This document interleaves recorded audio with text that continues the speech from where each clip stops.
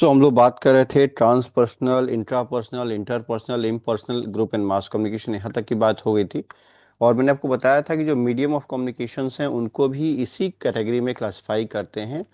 Medium of communications can also be classified as transpersonal, intrapersonal, interpersonal, impersonal, group and mass communication या mass media.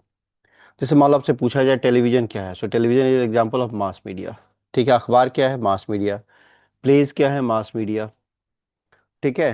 आ, वो जो होता है अपना रिकॉर्ड प्लेयर्स क्या हैं? टेप रिकॉर्डर जो होते हैं वो क्या है? ग्रुप मीडिया है। नोटिस बोर्ड क्या है? स्कूल में लगने वाला नोटिस बोर्ड, ये क्या होता है? बताइए। स्कूल में लगने वाला जो नोटिस बोर्ड होता है वो मास मीडिया है। ठीक है, तो ग्रुप मीडिया मतलब जो इंटरनल कम्युनिकेशन में सबके लिए अवेलेबल है वो ग्रुप मीडिया का पार्ट होता है। जैसे मेगाफोन हो गया, इस तरह की चीज़ें जो हो गई वो किसका एग्जाम्पल है? ग्रुप मीडिया का एग्जाम्पल है। ठीक है। इंटरपर्सनल मीडिया मतलब ऐसा मीडिया जो दो लोगों के बीच में कम्युनिकेशन के लिए यूज़ होता है। जैसे आपको चैट्स हो गए, आपको व्हाट्सएप हो गया, इस तरह की चीज़ें। अब व्हाट्सएप में तो ग्रुप भी काम करते हैं, लेकिन व्हाट्सएप प्राइमरली किसके लिए डेवलप हुआ है? वन टू वन कम्युनिकेशन के लिए। जो आपको एसएमएस किसके लिए डेवलप हुए हैं? वन टू वन कम्युनिकेशन के लिए। ईमेल किसके लिए डेवलप हुए? वन टू वन कम्युनिकेशन के लिए। बल्क मेल भेजते हैं वो अलग बात है। ठीक है। Video conferencing, group media. Video conference की बात करोगे तो किसका पार्ट हो जाएगा? ग्रुप मीडिया का पार्ट होगा। तो आपको इन चीज़ों का थोड़ा सा ध्यान रखना पड़ेगा। प्रेयर हो गया, वो किसका पार्ट हो गया? ट्रांसपर्सनल मीडिया। प्लेन चिट के द्वारा भूतों को बुलाते हैं, भूतों से बात करते हैं, तो किसका पार्ट हो गया? ट्रांसपर्सनल मीडिया। डायरी लिखना हो गया, सपने देखने, सब किसका पार्ट हो गया? Intrapersonal media. क्लियर? चलिए आगे चलते हैं, next thing. Network neural communication हमने कर लिया था, इससे आगे बढ़ते हैं। Now the types of communication can further be classified as verbal and non verbal communication. verbal communication means the communication in which the meaningful words are used. तो meaningful word के अलावा बाकी जो भी पार्ट है कम्युनिकेशन का वो सब किसका पार्ट है? नॉन वर्बल कम्युनिकेशन का पार्ट है। तो non verbal communication can further be classified in different types like proxemics. Proxemics means use of distance in communication. Communication में डिस्टेंस का इस्तेमाल प्रॉक्सिमिक्स कहलाता है। ठीक है। जैसे दो लोगों के बीच की दूरी क्या होगी? तो यह इसके ऊपर डिपेंड करेगा कि उन दो लोगों के बीच का रिलेशनशिप कैसा है। अगर इंटीमेट रिलेशनशिप है तो उनके बीच का डिस्टेंस जो होगा ऑलमोस्ट 0 to 6 इंच हो सकता है। तो अगर हस्बैंड वाइफ हैं, चाइल्ड या मदर है, चाइल्ड या फादर है, तो उनके बीच का डिस्टेंस कितना होता है? बहुत ऑलमोस्ट नील हो जाता है, 6 इंच तक का होता है। दूसरा होता है फैमिली, मतलब क्लोज रिलेशनशिप्स। तीसरा होता है सोशल डिस्टेंस, और चौथा होता है आपको मास मीडिया। तो हम देखते हैं कि हमारे पास अलग अलग फील्ड्स में जब हम काम कर रहे होते हैं तो वहाँ पे डिस्टेंस बहुत इंपॉर्टेंट रोल प्ले करता है। फ्रेंड के साथ हम लगभग 1.5 फीट के आसपास का डिस्टेंस मेंटेन करते हैं। ऑफिस में लगभग 2.5 से 3 से 6 फीट तक का डिस्टेंस मेंटेन करते हैं। और पब्लिक जो डिस्टेंस होता है वो 25 फीट तक का, 12 से 25 फीट तक का हो सकता है। कोशिश यही होती है, मेंटेन होना तो बात की बात है। तो प्रॉक्सिमिक्स मतलब use of distance in communication. ठीक है, तो जब हम डिस्टेंस का इस्तेमाल कम्युनिकेशन में करेंगे तो उसे प्रॉक्सिमिक्स कहते हैं। ठीक है, क्लियर? इसका आता है क्रोनेमिक्स। क्रोनेमिक्स मतलब use of time in communication. Use of time in communication. ठीक है। क्रोना का मतलब क्या होता है? समय या टाइम। आप सब लोग जानते हो जो क्रोना टाइम है, इसका मतलब क्या होता है? समय। क्रोनेमिक्स का मतलब क्या हो गया? Use of time in communication. Use of time in communication, time का इस्तेमाल जब कम्युनिकेशन में होता है तो उसे क्रोनेमिक्स कहा जाता है। जैसे सही टाइम पे सही बात करना, या किसी भी बात को कहने के लिए सही समय लेना। ठीक है। Iconics, use of icons in communication. जैसे आप हॉस्पिटल का सिंबल देखते हो, डॉक्टर्स का सिंबल देखते हो, फ्लैग्स देखते हो कि वाइट फ्लैग है, नीला फ्लैग, तो अलग अलग चीज़ें जो हैं। तो use of different type of icons, red light, green light, ये सब के सब आइकन्स का पार्ट है। एंड जहाँ भी हम किसी सिंबल का इस्तेमाल करते हैं कम्युनिकेशन के लिए, वो किसका पार्ट है? आइकनिक्स का पार्ट है। All factory, use of smell in communication. यह जो है बच्चों में और एनिमल्स में बहुत स्ट्रांग होता है।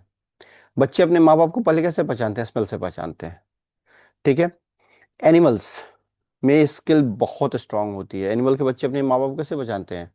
वह स्मेल से पहचानते हैं। ऐसे ही आप देखोगे कि अगर किसी पर्सन के बॉडी से बैड ऑर्डर आ रहा है तो उसके पास जाने का मन नहीं करता है। तो स्मेल, स्मेल का यूज कम्युनिकेशन के लिए ऑल्फैक्टरी। बहुत से ऐसे आप देखोगे प्लांट्स हैं जो इसका इस्तेमाल करते हैं, उनके अंदर से इस तरह की सड़ी हुई गंध आती है कि उनके पास कोई ना जाए। जैसे जो दुनिया का सबसे बड़ा फ्लावर है, उसमें से ऐसे ही सड़ी गंध आती है ताकि उसके पास कोई न जाए।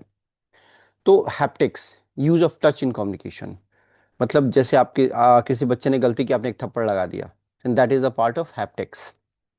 तो जहां भी आप कंसोल करने के लिए भी कर सकते हो, उसको पनिश करने के लिए भी कर सकते हो, जो भी आप करते हो सब उसका पार्ट हो जाता है। Oculesics, oculesics is one of the most important part of non verbal communication. Now if you know, our eyes are the most expressive part of body. ठीक है, तो आईज का इस्तेमाल जब हम कम्युनिकेशन में करते हैं तो उसे ओक्यूलेसिक्स कहा जाता है। ठीक है। काइनेसिक्स, काइनेसिक्स मतलब बॉडी लैंग्वेज। अब इसमें दो चीजें आती हैं, पोस्चर एंड जेस्चर्स। पोस्चर मतलब आप कैसे बैठे हैं, जो जेस्चर्स मतलब आप क्या हरकतें कर रहे हैं, आप किस तरह से बैठे हो, और फिर आप हरकतें क्या कर रहे हो। हरकतें मतलब जेस्चर्स, और बैठे कैसे हो, क्या हो गया आपके लिए पोस्चर्स।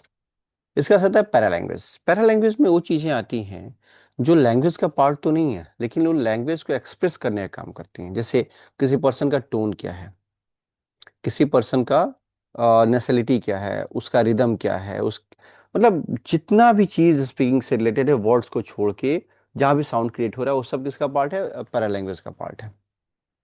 क्लियर ये चीज़। ठीक है। अगला है contiguous and non contiguous communication. So what is the difference between contiguous and non contiguous communication, ये देखते हैं इन दोनों में क्या डिफरेंस है।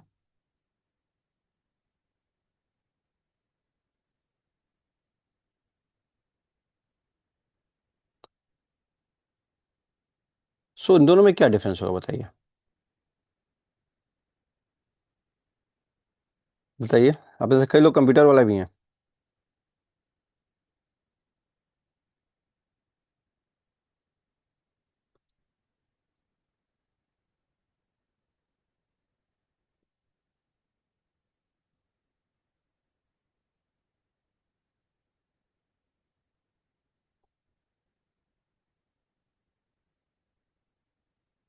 सो contiguous and non contiguous communication में क्या डिफरेंस है,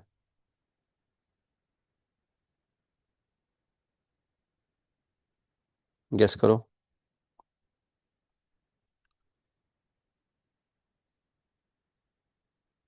एग्जाम में एक बार आ चुका है।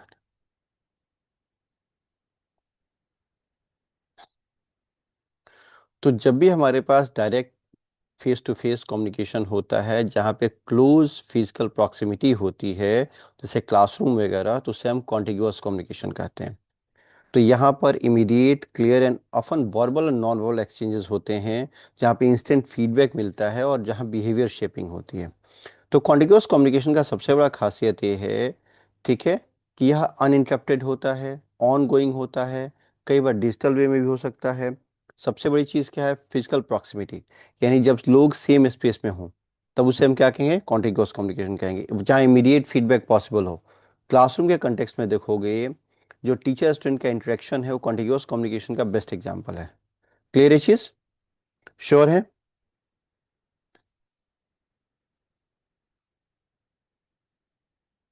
श्योर है। अब ध्यान रखना, कॉन्टिग्यूअस को कॉन्टिन्यूअस से कंफ्यूज मत करना। क्यों, क्योंकि कॉन्टिन्यूअस का मतलब होता है लगातार, और कॉन्टिग्यूअस का मतलब होता है जहाँ पे क्लोज प्रॉक्सिमिटी हो, यानी जहाँ आप एक दूसरे को टच भी कर सकते हो, जहाँ साइड बाय साइड इंटरेक्शन हो रहा हो, वो हमारा कॉन्टिग्यूअस इंटरेक्शन होता है। और जहाँ काफ़ी सारा फिजिकल डिस्टेंस हो, वहाँ पे जो कम्युनिकेशन होता है उसे नॉन कॉन्टिग्यूअस कम्युनिकेशन कहते हैं। ठीक है। अब यहाँ पे एक बात और भी आती है, synchronous and asynchronous communication. So synchronous and asynchronous communication का क्या मतलब है,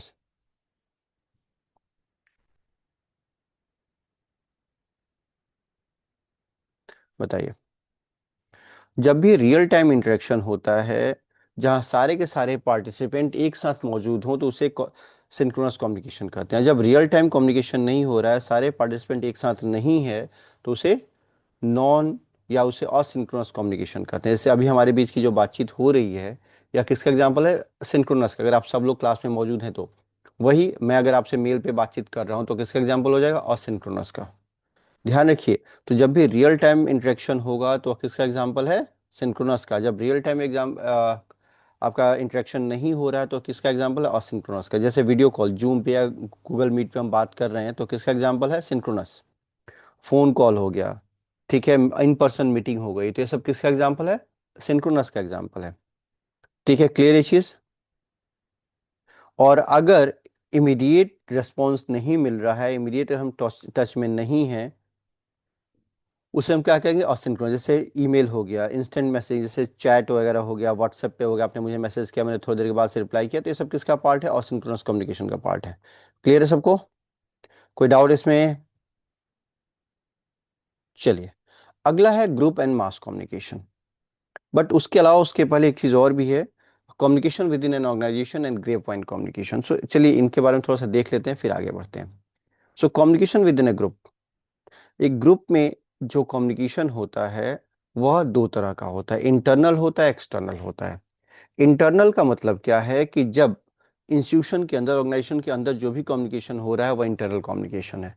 तो इंटरनल कम्युनिकेशन या तो फॉर्मल चैनल के थ्रू होगा या फिर इनफॉर्मल चैनल के थ्रू होगा। तो जब इंटरनल कम्युनिकेशन इनफॉर्मल चैनल के थ्रू होता है then that is called the grey point communication.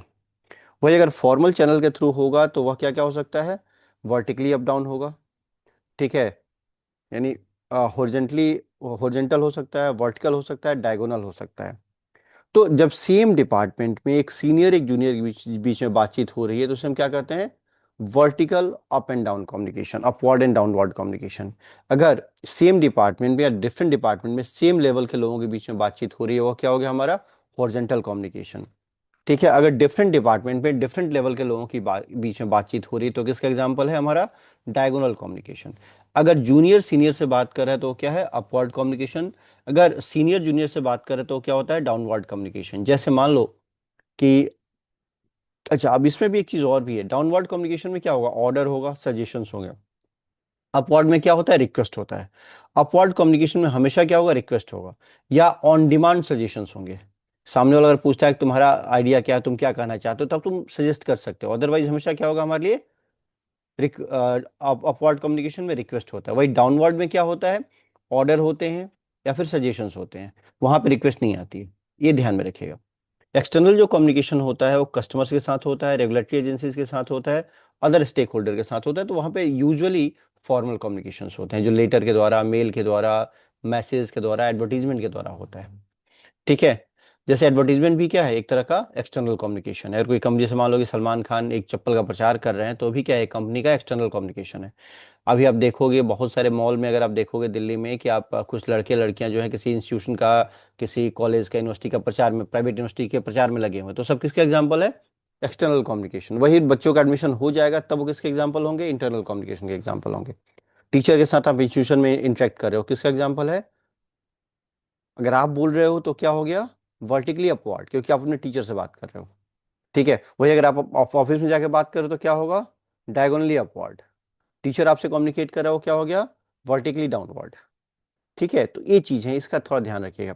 अब बात आती है ग्रे पॉइंट कम्युनिकेशन। क्या होता है? ग्रे पॉइंट कम्युनिकेशन एक बहुत अच्छा मीडियम है अगर आप इंप्लॉइज की एक्चुअल व्यू को जानना चाहते हो। देखो, इंप्लॉइज से आप फॉर्मल वे में पूछते हो कि भैया तुम्हारा इस विषय में क्या विचार है, तो एम्प्लॉय क्या कहता है? कि सर आप जो करोगे अच्छा करोगे, अगर आप मेल पे पूछोगे। वही, इसलिए एम्प्लॉइज क्या करते हैं? आपस में बातचीत करते हैं कि भाई ये मैसेज आया है, क्या करना है, क्या नहीं करना है। तो अब यहाँ पे जो कम्युनिकेशन होता है, अब यहाँ पे इंप्लॉइज का एक्चुअल व्यू जो है फॉर्मल कम्युनिकेशन में नहीं मिल पाता, तो वहाँ पे इनफॉर्मल वे में उनका व्यू पॉइंट लेने के लिए ग्रे पॉइंट कम्युनिकेशन का इस्तेमाल होता है। ग्रे पॉइंट कम्युनिकेशन मतलब होता है गॉसिप। इसको आप गॉसिप से कोरिलेट कर सकते हो। ठीक है, तो जैसे मान लो एक कंपनी है जो पॉलिसी चेंज करना चाहती है और चाहती है कि उसके एम्प्लॉइज के एक्चुअल व्यू पॉइंट उस पॉलिसी चेंज पे क्या है ये उनको पता लगे। तो क्या करेंगे कि फॉर्मल वे में इन्फॉर्म ना करके वो पहले अपने जूनियर के पास खड़े हो जाएंगे, उनके आसपास खड़े होकर उस बात को डिस्क्लोज करेंगे। फिर उनके जूनियर जो है अपने जूनियर को बताएंगे। इस तरह से पूरी कंपनी में बात फैल जाती है। और जब पूरी कंपनी में बात फैल जाती है तो फिर लोग आपस में उसको डिस्कस करना शुरू करते हैं। और आप जानते ही हो, हर लेवल पे कुछ लोग ऐसे हो जाते हैं जो टॉप लेवल के बहुत क्लोज होते हैं, उनके थ्रू वो इन्फॉर्मेशन पहुंचती रहती है। तो सही ढंग से यूज हो तो it is the best way to know the ideas and views of the employees. But होता क्या है इसमें, इसका कई बार निगेटिव व्यू पॉइंट ये आता है कि अगर कोई ऐसा एम्प्लॉय है जिसको किसी के साथ कोई खुन्नस है, जो किसी को फंसाना चाहता है, जो किसी को निकलवाना चाहता है, तो क्या करेगा? उसके बारे में नेगेटिव फीडबैक डाल देगा, उल्टा सीधा बोल देगा कि वो तो आपको गाली दे रहा था, कुछ भी बोल सकता है। उस कंडीशन में यह जो है एक तरह का निगेटिव इन्वायरमेंट भी क्रिएट कर देता है। ये इसका एक छोटा सा इशू आता है। ठीक है, क्लियर है चीज? चलिए इससे थोड़ा सा आगे चलते हैं।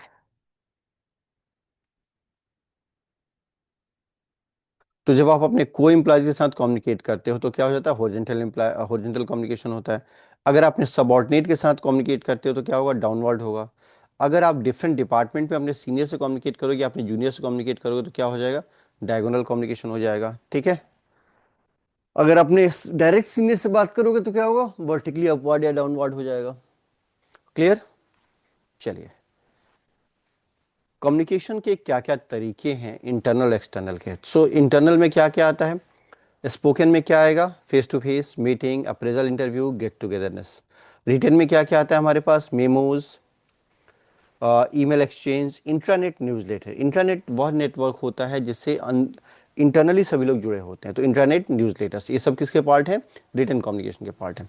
वही अगर आप एक्सटर्नल कम्युनिकेशन करते हो तो क्या आता है उसमें, media interviews, public speeches, panel discussion, presentation, advertisement, ये सब आते हैं। और annual report, advertisement, brochure, flyers, websites, ये सब एक्सटर्नल कम्युनिकेशन के लिए यूज़ होते हैं। क्लियर है? चलिए आगे चलते हैं। अब इसके आगे intra cultural and group communication, इस वाले पोर्शन को हम लोग रात में करेंगे आज। आज की क्लास को इसी पॉइंट पर रोकते हैं, मैं आपको वीडियोस भेजता हूँ।